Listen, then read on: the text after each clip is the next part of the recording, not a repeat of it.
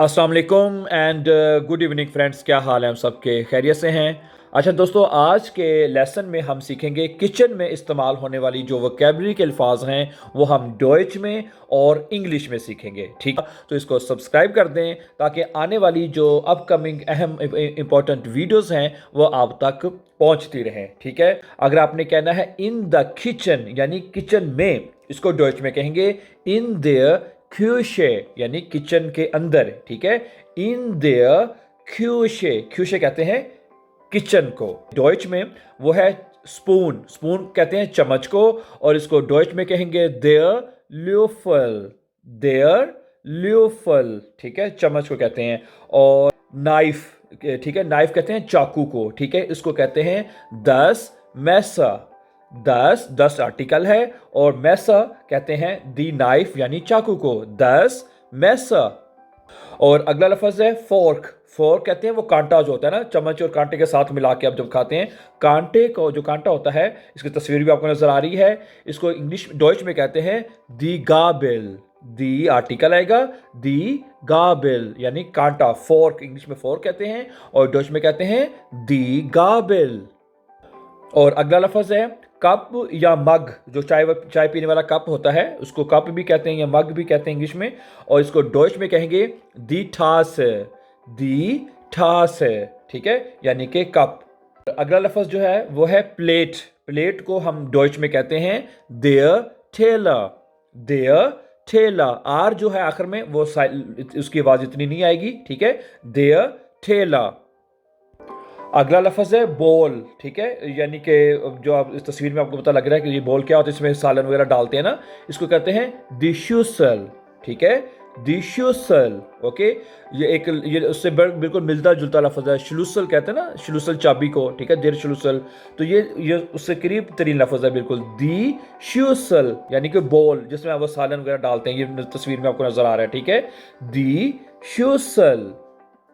अच्छा, आगे देखें, पकाने वाला बर्तन, कुकिंग पॉट जिसे हम कहते हैं ना, कुकिंग पॉट, इसको कहेंगे देयर कोह टॉप। ठीक है, देयर कोह टॉप। ठीक है, कोह और टॉप, ठीक है, दो लफ्ज हैं लेकिन लिखा इसको इकट्ठा जाएगा, देयर कोह टॉप। ठीक है, यानी कुकिंग पॉट, देयर कोह टॉप। अच्छा, अगला लफ्ज है पैन या फ्राई पैन जिसे हम कहते हैं ना, फ्राई पैन, उसको कहते हैं दीफान, दी फान। ठीक है, दी फान, इसको कहते हैं पैन या फ्राई पैन। ठीक है, और अगला लफ्ज है जार जिसमें आप वो अचार वगैरह डालते हैं, कोई चीज़ डालते हैं। ठीक है, उसको कहते हैं दस गिलास, दस गिलास को कहते हैं जार। और जग जो होता है उसको इंग्लिश में भी जग ही कहते हैं। ठीक है, और देयर क्रूग, खा एर उगे, देयर क्रूग, देयर क्रूग यानी जग।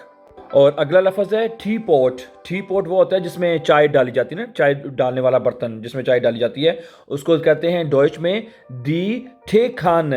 दी ठे कहते हैं चाय को, खान, दी ठे खान यानी टी पॉट, दी ठे खाने। कुकिंग स्पून, अगर शुरू में हमने सीखा था स्पून जो चम्मच होता है, लेकिन वो स्पून जो पकाने के लिए इस्तेमाल होता है जिसे कुकिंग स्पून कहते हैं ना। ठीक है, और इसको डॉइच में कहेंगे देयर कोख ल्यूफल। ल्यूफल हमने सीखा था, स्पून को कहते हैं देयर कोख ल्यूफल, देयर कोख ल्यूफल। जी की गार्बेज बिन, ठीक है, जो इसमें गार्बेज कूड़ा करकट डाला जाता है उसको कहते हैं देयर अबफाल आइमा, अबफाल आइमा। ठीक है, देयर अबफाल आइमा यानी गार्बेज बिन।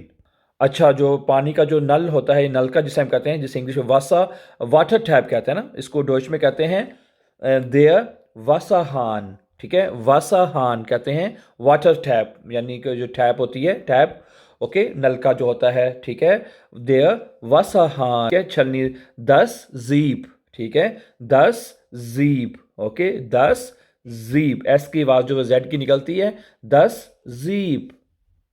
और अगला लफ्ज है जी बास्केट, यानी जो टोकरी होती है उसको दे खोर्प, देयर खोर्प। ठीक है, देयर खोर्प।